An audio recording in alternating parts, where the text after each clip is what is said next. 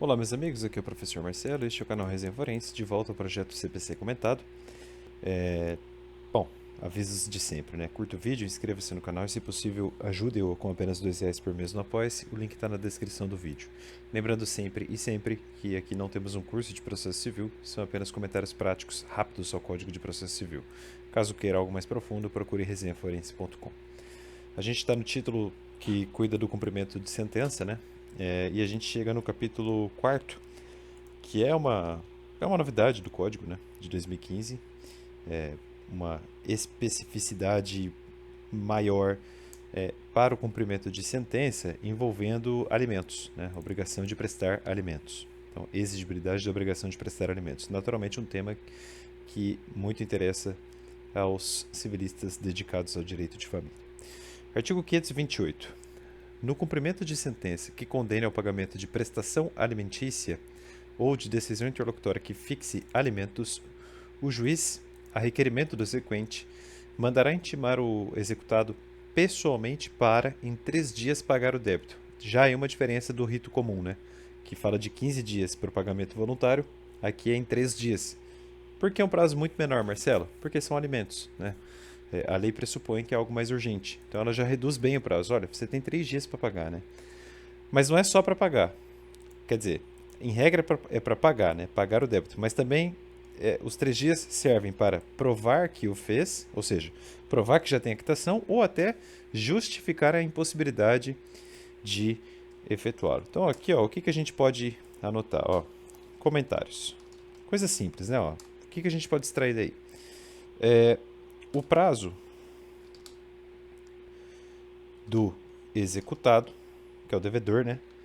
É menor do que aquele previsto para o rito de cumprimento, vou colocar entre aspas, tá? Porque não é o nome que a lei dá, normal de sentença, 15 dias. Já comentamos o artigo 523. Aqui, no cumprimento de sentença envolvendo obrigação de prestar alimentos,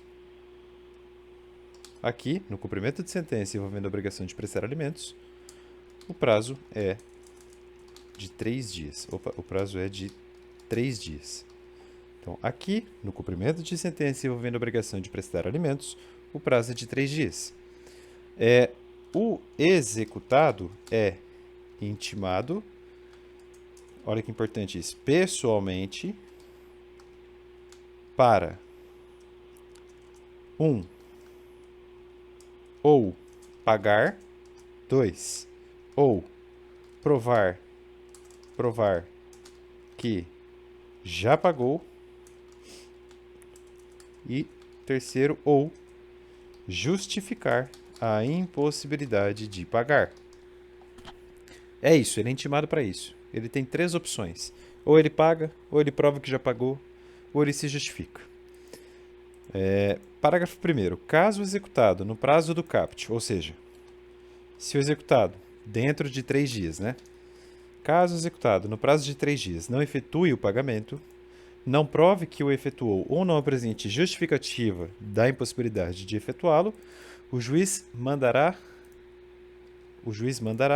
protestar o pronunciamento judicial. É o protesto da decisão, né?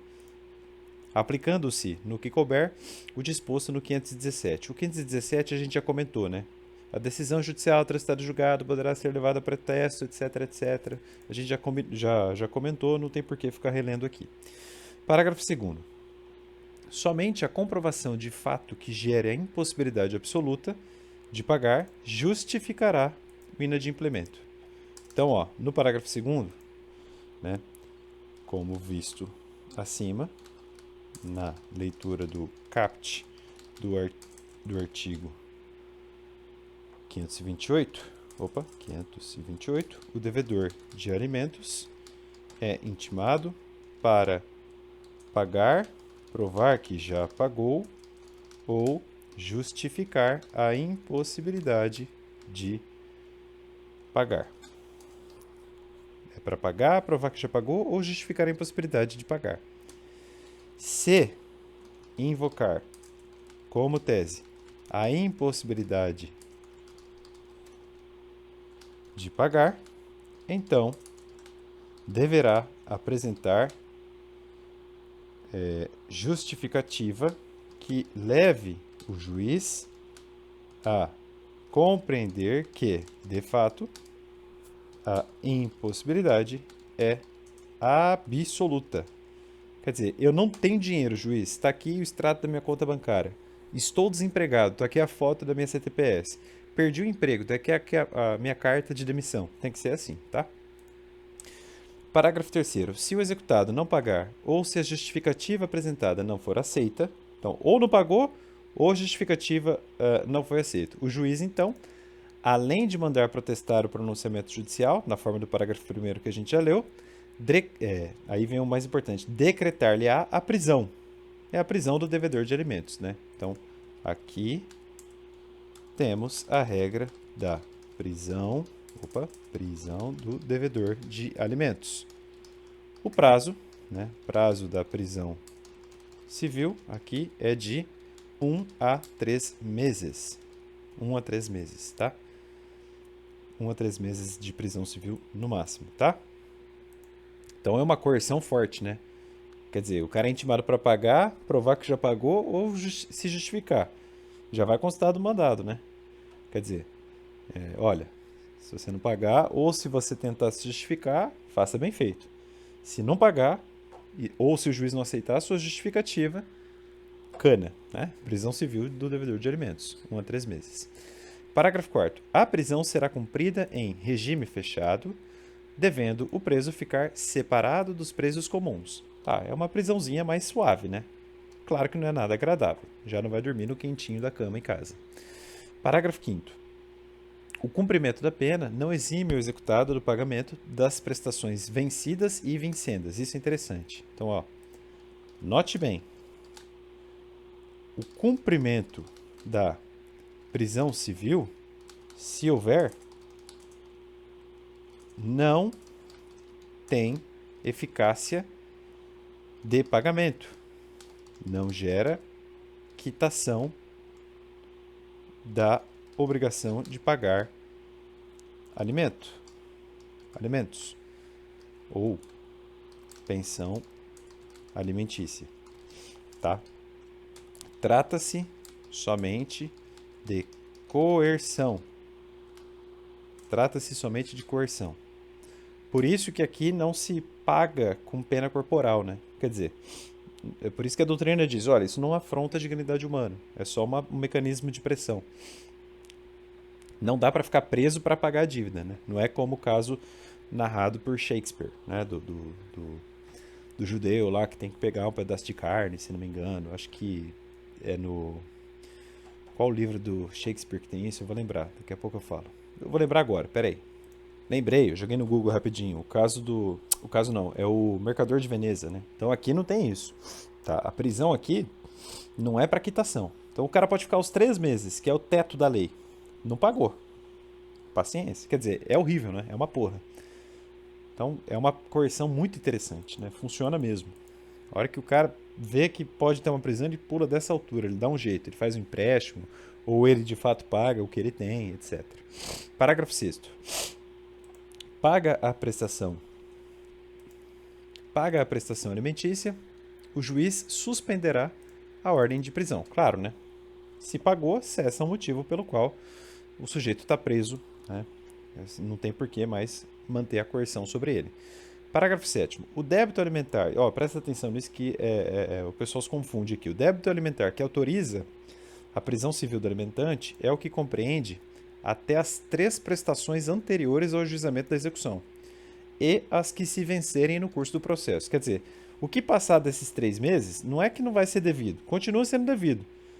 Mas o credor não pode pedir para o juiz, olha, ficou um negocinho lá atrás de um ano há 6 meses, por exemplo, o mais recente ele me pagou, né? E o que ele está atrasado com uma parcela do ano passado.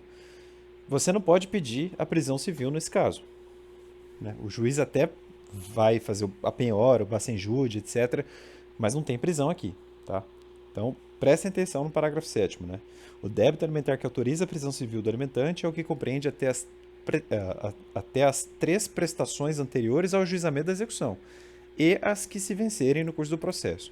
Então, se tem um negocinho do ano passado que já estourou os 3 meses, não cabe prisão civil. Cabe a cobrança, naturalmente, não tem problema. Se não prescrever, cabe a cobrança, tá? Parágrafo 8º.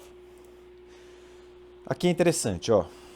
Aqui eu vou ter que escrever um pouquinho, eu acho, ó.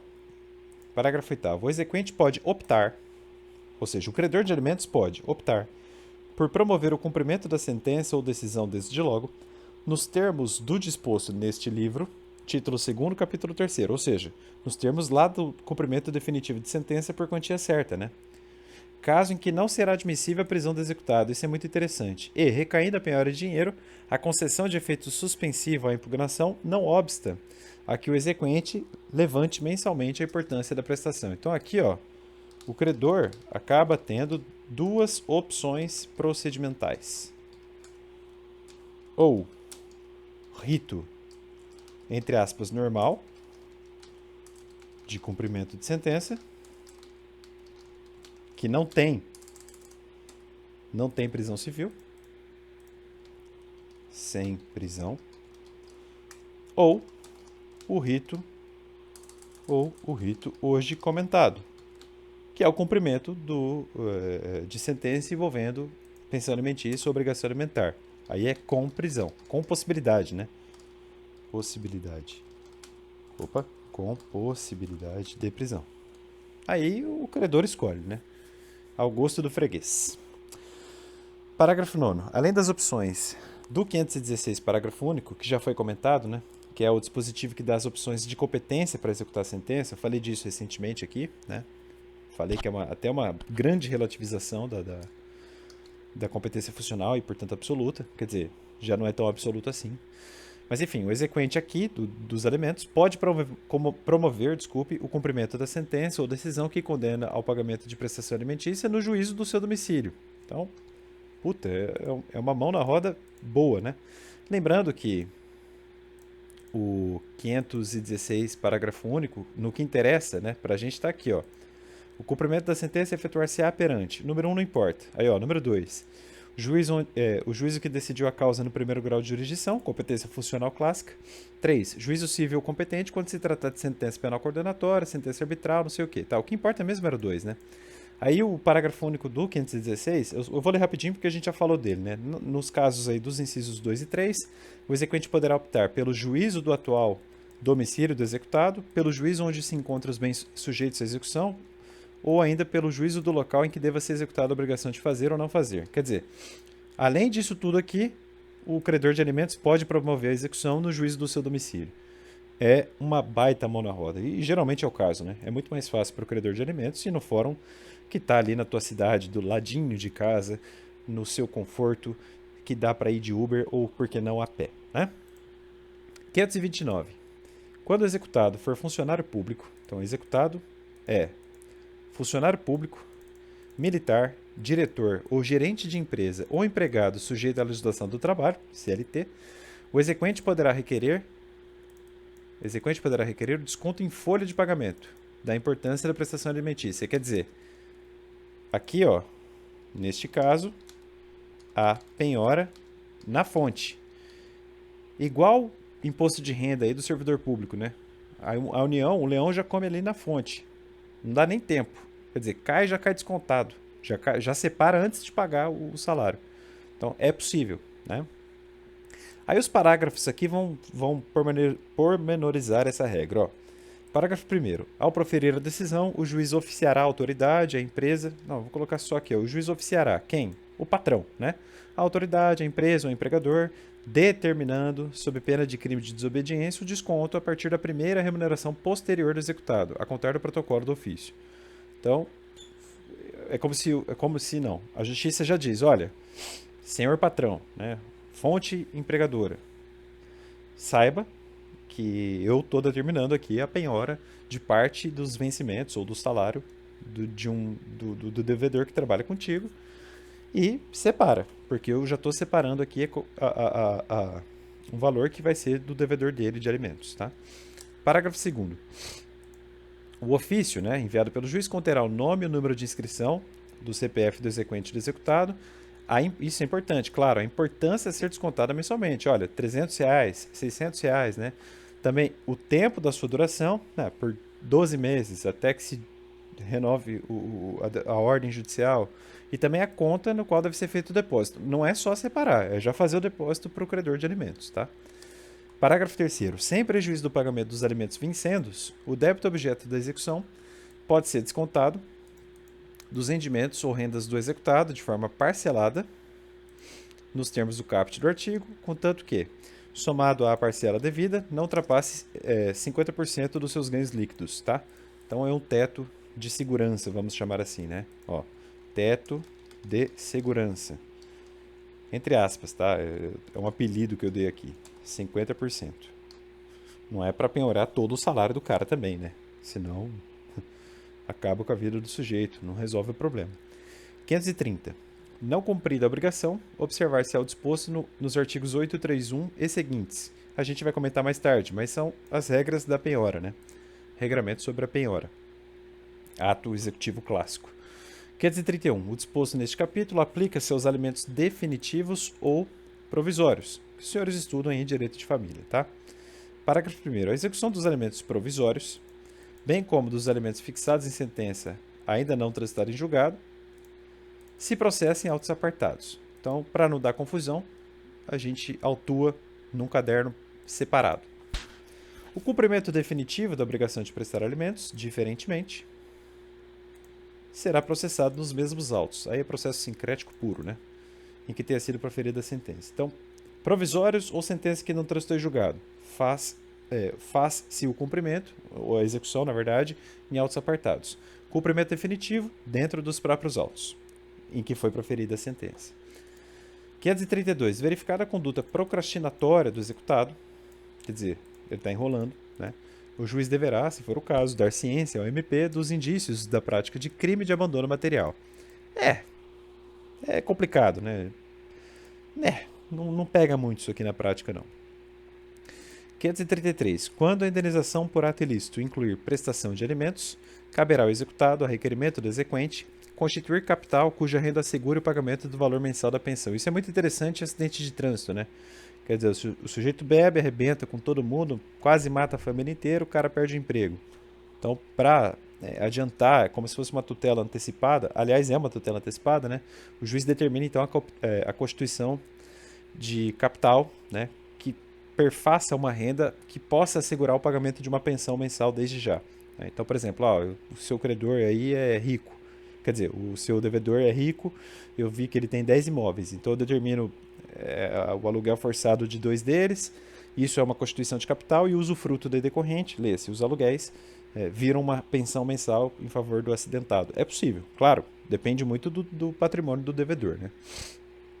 Parágrafo 1º. O capital que se refere ao caput, representado por imóveis ou direitos reais sobre imóveis suscetíveis de alienação, títulos da dívida pública ou aplicações financeiras em banco oficial, será inalienável e impenhorável enquanto durar a obrigação do executado, além de constituir-se em patrimônio de afetação. Então, ele não pode ser penhorado, ele não entra no bojo de uma recuperação judicial, por exemplo, é um patrimônio afetado, né? Se você quiser estudar um pouco sobre isso, leia a obra de Melin Namen Chalub, Direitos Reais, um civilista que se dedicou bons anos aí estudando patrimônio de afetação.